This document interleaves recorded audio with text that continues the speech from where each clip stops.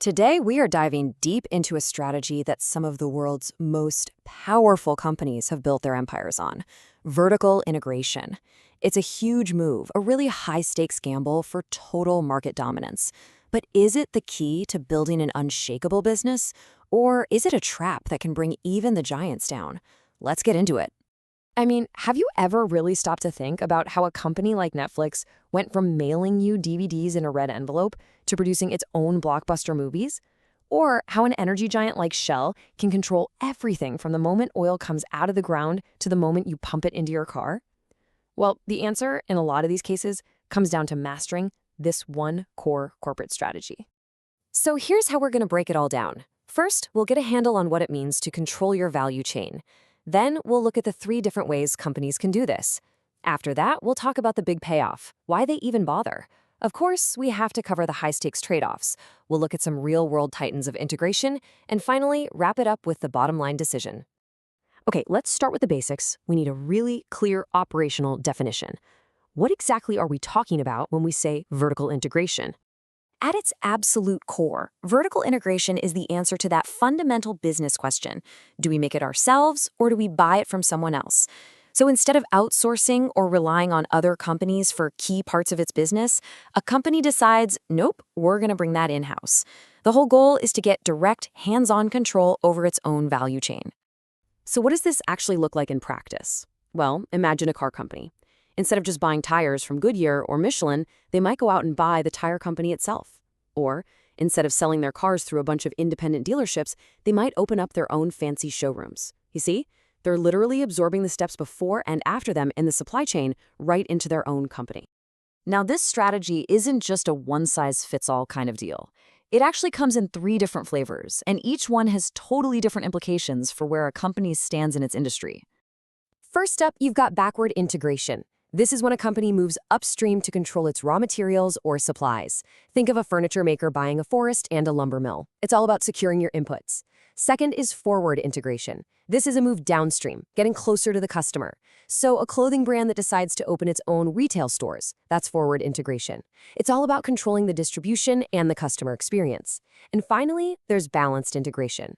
This is the most ambitious play of all, where a company makes moves both backward and forward to try and control the whole shebang from start to finish. Okay, this all sounds incredibly complex and, frankly, really expensive. It's a massive project for any company. So why on earth would they take on that kind of risk? Well, the answer lies in the huge competitive advantages it can unlock. The payoff for making this kind of massive investment can be substantial. For starters, you can get significant long-term cost savings. If you own your supplier, you get to keep their profit margin for yourself.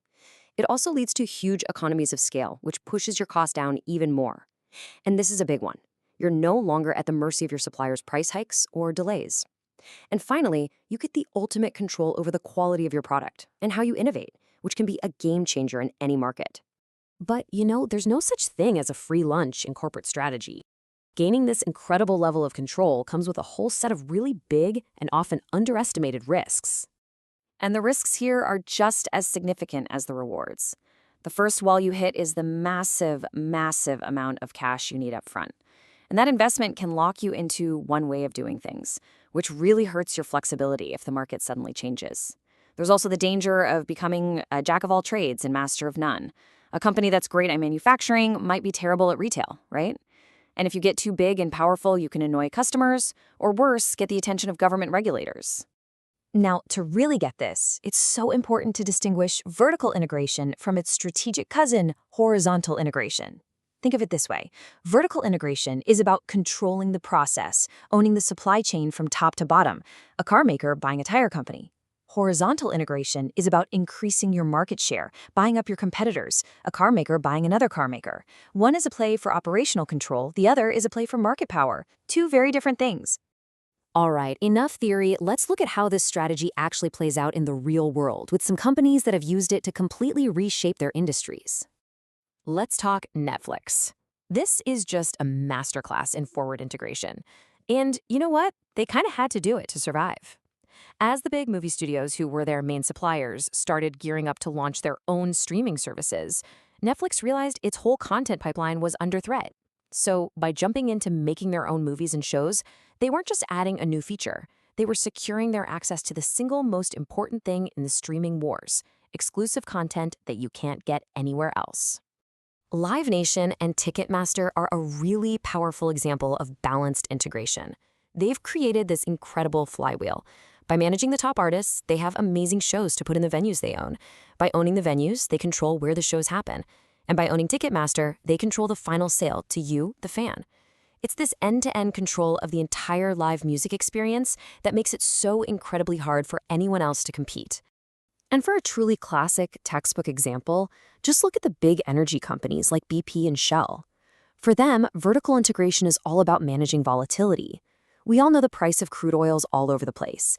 So by owning the entire chain, from finding the oil to refining it to selling it at their gas stations, they can balance things out. When crude oil prices are low, the refining and retail businesses can actually become more profitable, which helps smooth out their earnings over time. So this brings us to the final analysis. We've looked at the theory, the pros, the cons, the real-world examples. So how does the leadership team actually decide if this is the right move for them? Ultimately, the whole decision really hinges on this one principle. Vertical integration is not a quick fix. It is a fundamental, long-term bet that the efficiency and control you gain from owning everything will over time be worth more than the costs and the loss of flexibility. But you can never, ever forget the biggest hurdle of all. This is not a strategy for the faint of heart or for companies that are short on cash. It requires a monumental initial investment, all in the hope of a long-term payoff.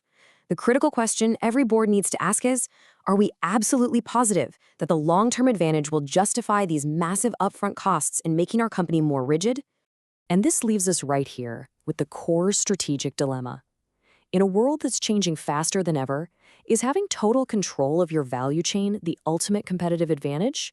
Or is it a capital-intensive trap, a relic from an older industrial age that actually kills the very agility you need to survive and win today? That, right there, is the billion-dollar question.